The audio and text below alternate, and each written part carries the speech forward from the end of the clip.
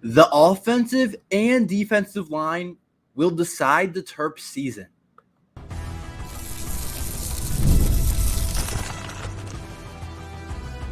You are Locked On Terps, your daily podcast on the Maryland Terps, part of the Locked On Podcast Network. Your team every day.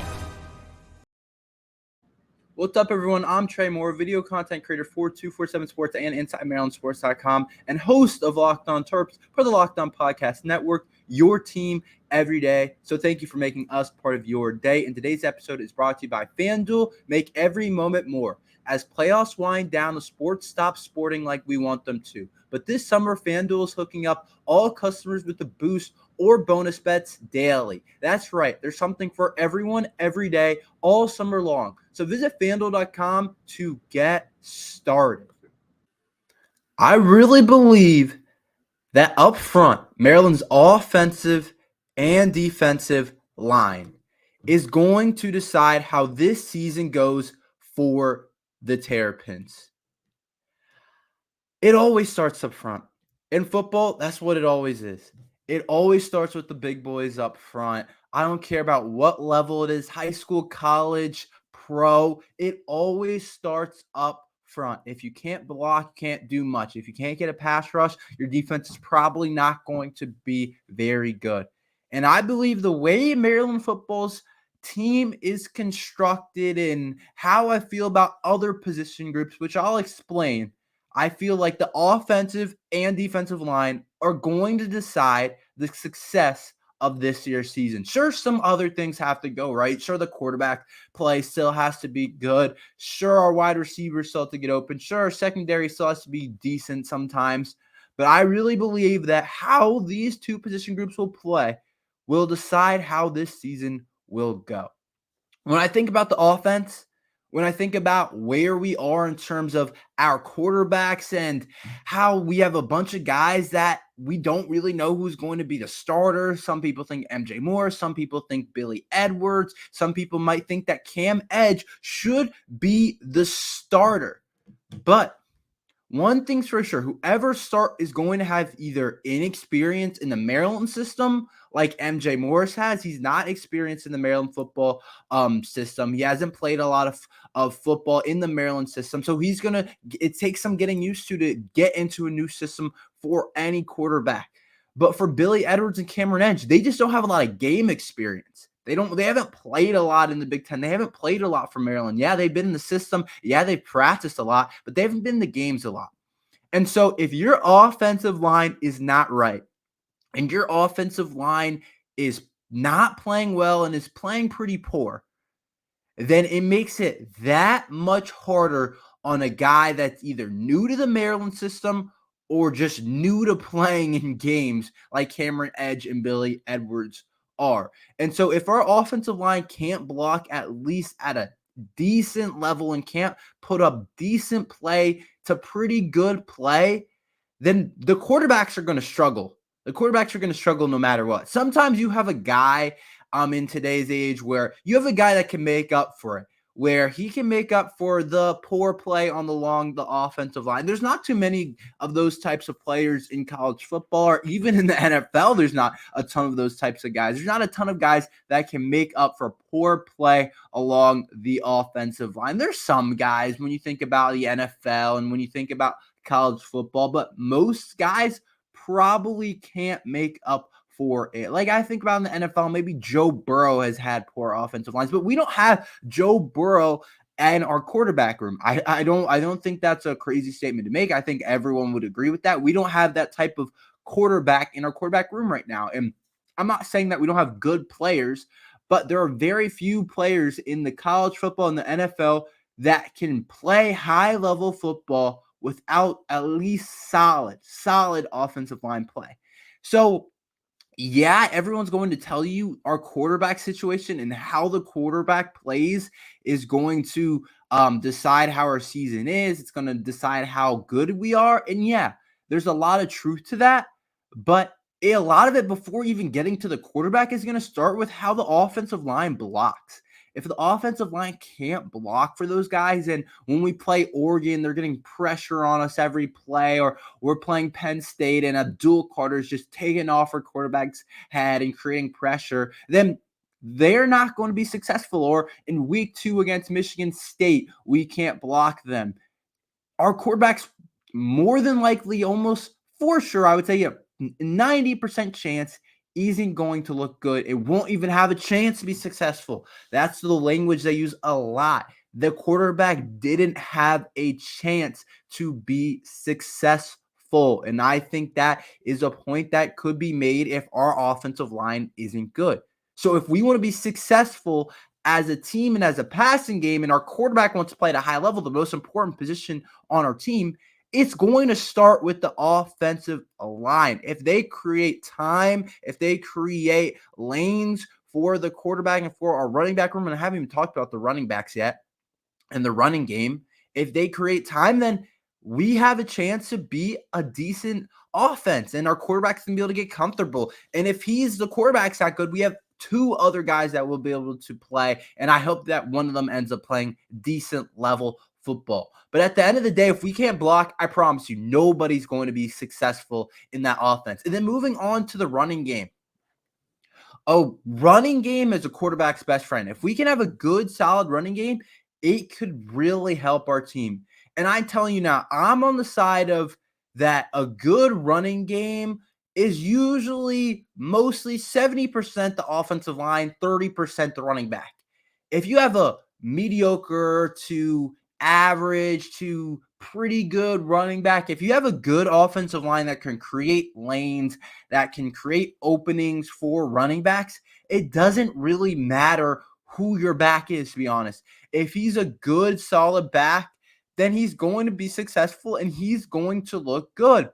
But if he's a really good elite back, but our line, like Roman Hemby, I don't know if I'd say Roman Hemby's elite, but I think he's really good. But if our offensive line can't block, it won't matter. I promise you, it won't matter. Roman Hemby's not going to look good. And then we have no run game. And then it's going to be on the drop back passing game. And then the defensive line is going to be able to step back and be able to just get upfield and rush the passer and not have to worry about our running game. And that's the thing. If we can't do one or the other, it's going to be really hard. Even if our offensive line, maybe they protect really well against the pass, but they can't create run lanes, it's still going to be really hard to be successful on offense. And so I say that our offensive line really decides the trajectory of this year. They really do.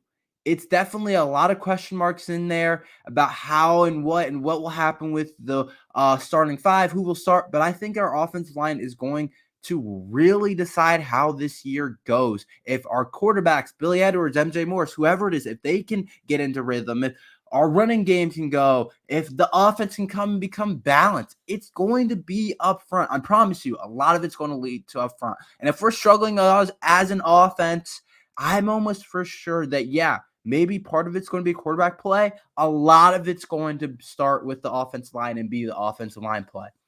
Now, switching gears a little bit to the defensive side of things. Defense side of things is interesting. I still believe that on the defensive side of things, it's also going to be the defensive line. I think it's going to be the big boys up front. I really do. I think they are going to decide how successful we are this year as a team. This year, our secondary is not our strength of our team. I don't know exactly how it's going to come together, but we have a bunch of new starters in that corner room, and I don't know exactly how well it's going to work with Perry Fisher out there. And then we have Jalen Husky transfer from Bowling Green, who I think is a good player, but I don't know how well he's going to translate to the Big Ten. And so if our defensive line is getting no pressure and just leaving our cornerbacks out there, it's going to be trouble. I really do think that, because our defensive line has a ton of experienced players up front. Jordan Phillips, Tommy Akingbasote, Quayshawn Fuller, Kellen Wyatt, a lot of really Donnell Brown, a lot of good players up there up front, and a lot of guys that are experienced. We didn't really lose much in that room. So in my opinion, they have to be the best part on the defense. And if we're going to be successful, it's going to be them.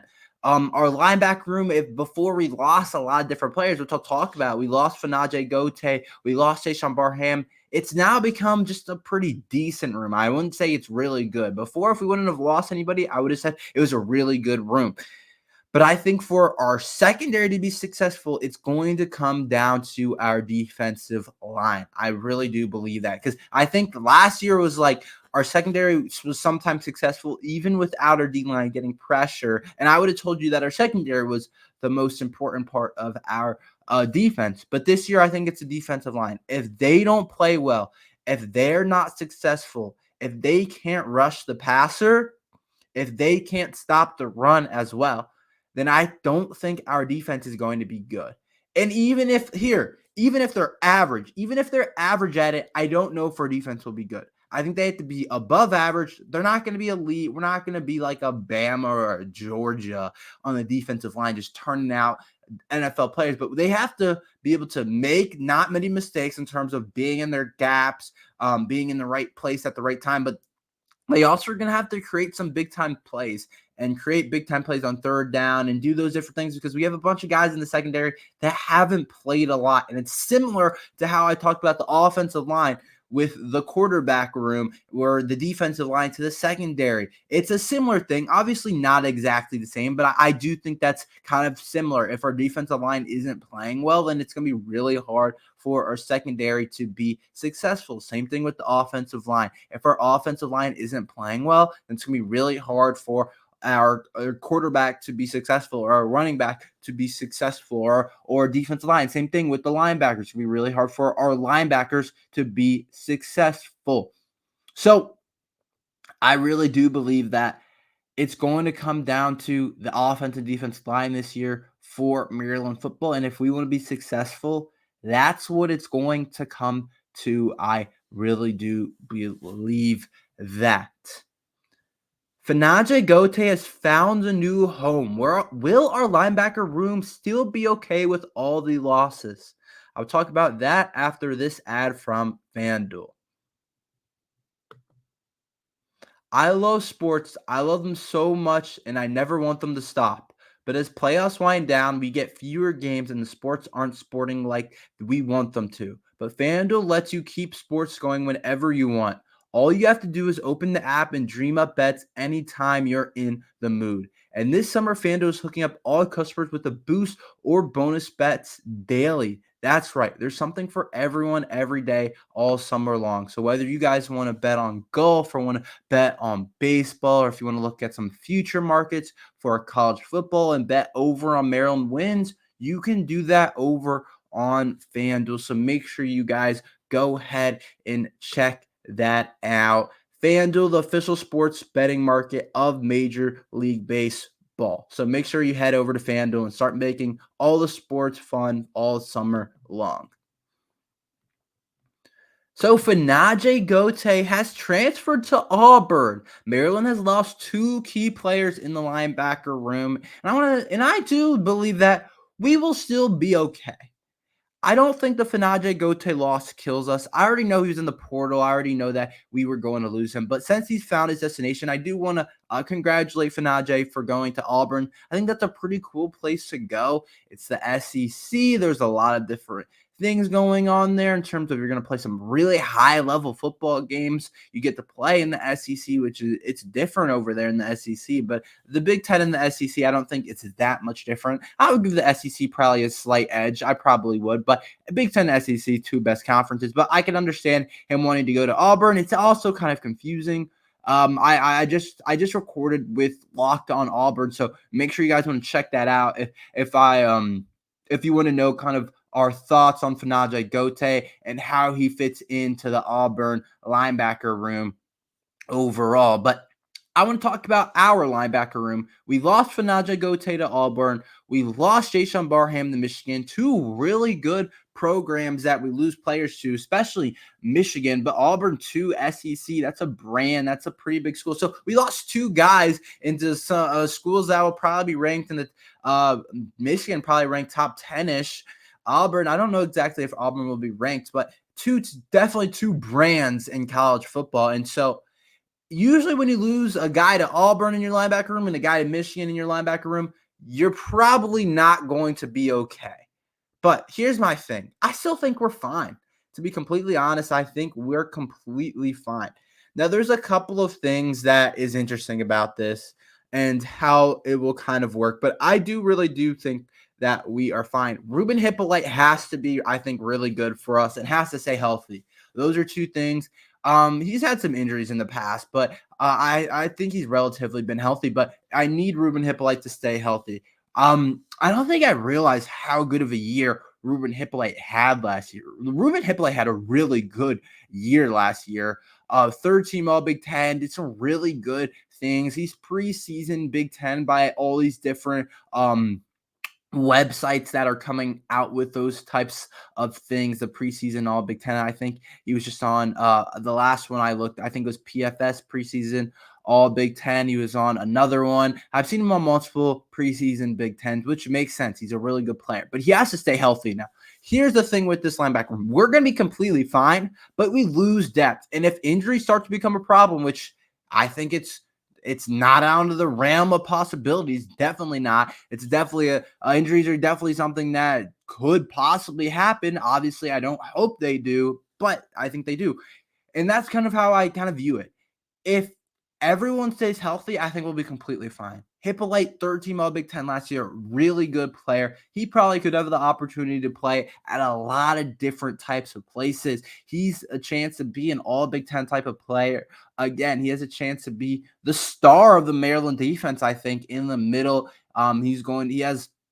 He's been there a while. He's a chance to be a really good leader for this team. And so I really do like Ruben Hippolyte. And I think Caleb Wheatland as well has played a ton, has been playing since he's a freshman and is always in the right places at the right time. Doesn't wow me with kind of end line to end line speed or any like super talent, but he just seems like a guy that's going to be in the right spot and know the defense. And as well as we have young guys back there. Michael Harris, sophomore, so really high level recruit, was a 4-star on a lot of different websites. So he has a chance to also kind of come up and play. And there's some freshmen that are good players as well. So there's different guys. There's Wingate too, that I think is going to be a good player too. So it's time for some of these younger guys to kind of step up and kind of take over and be those kind of high-level players that we've recruited them to be. And so I think our linebacker room is okay. It's not as deep. Jayshon Barham was definitely more of a loss, one that hurt definitely a lot more. But I do think that Gotay hurts in terms of depth and then as well as leadership.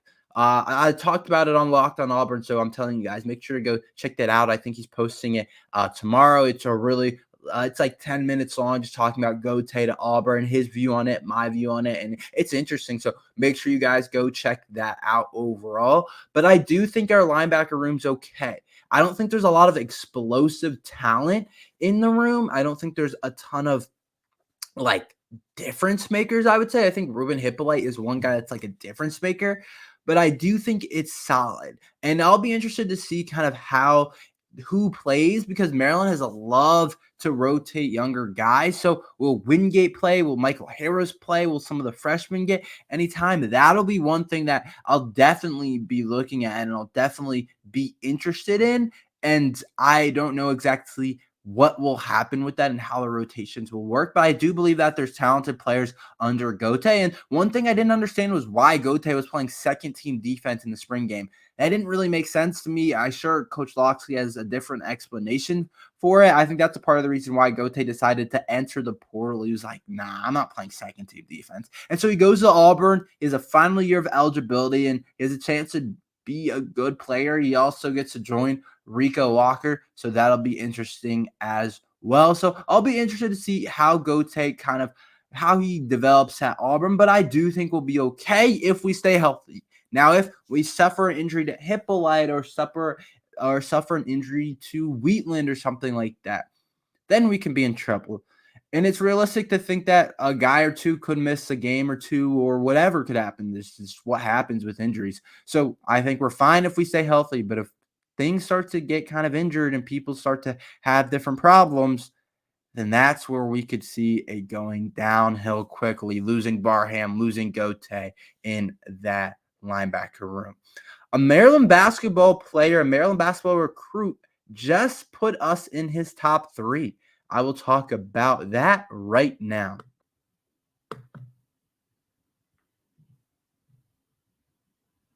All right, so Jordan Scott releases top 3 players or schools, that he wants to go to, and Maryland was in his top 3, and this will be a huge pickup for Maryland basketball. And we haven't really talked about Maryland basketball at all, and we haven't talked about much about Maryland basketball recruiting. There's been a lot of football news, and we've been focused on that, and rightly so, because football season is coming up. It's coming fast.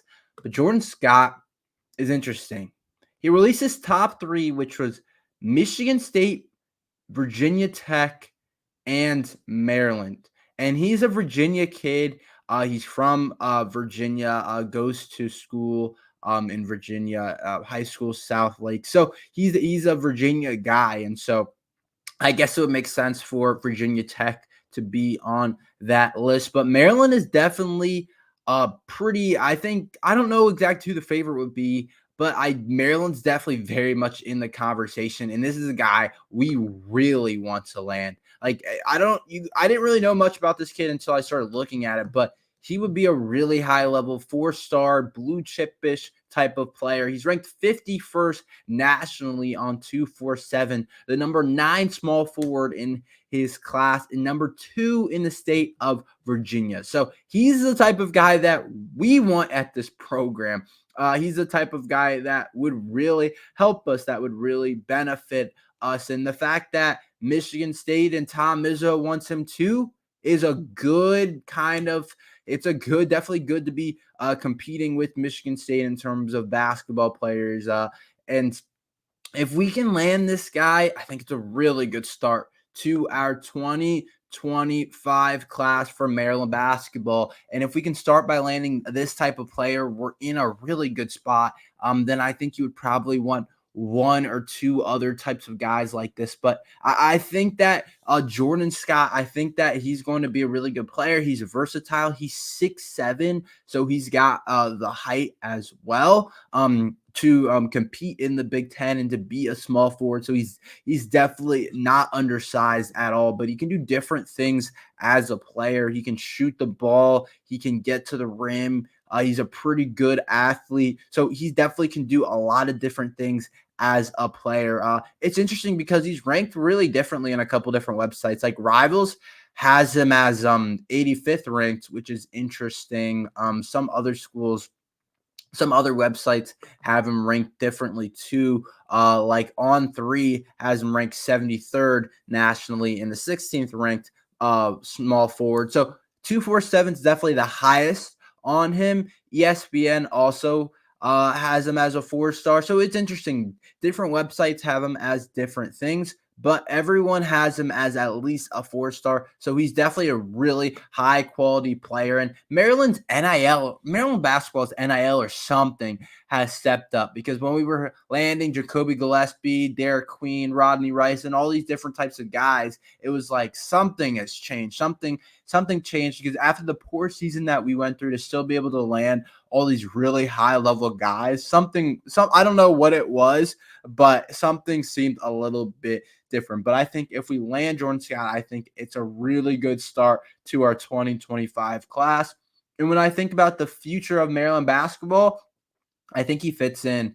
Selton Miguel will eventually be gone after next year. And I think of it, we don't have a lot of true kind of wings types of players. We kind of have guards and forwards right now, like Gillespie, Deshaun, Rodney. Those are all kind of more guards to me. And then we have more just like forwards with Geronimo, Queen, Reese. Like it's more of right now we have a bunch of guards and a bunch of forwards, which isn't necessarily a bad thing, but I wouldn't mind more of a small forward type of archetype to come into our come into our building. I think Miguel is close to that at 6'6", but still, it seems like we have guards and forwards right now, guards and big man. So it is interesting, but I am excited for Maryland basketball recruiting. I think we have a chance to put together a really solid class. There's a couple different guys that they have that they've been high on. And so if we land this kid, it'd be a really nice start, but it's never easy with Tom Izzo, and Virginia Tech's done a good job of recruiting as well. That's all we have for today. Thank you for listening to Locked on Terps. Make sure you like and subscribe. We're here every day talking Maryland football and basketball. So thank you for listening to Locked on Terps.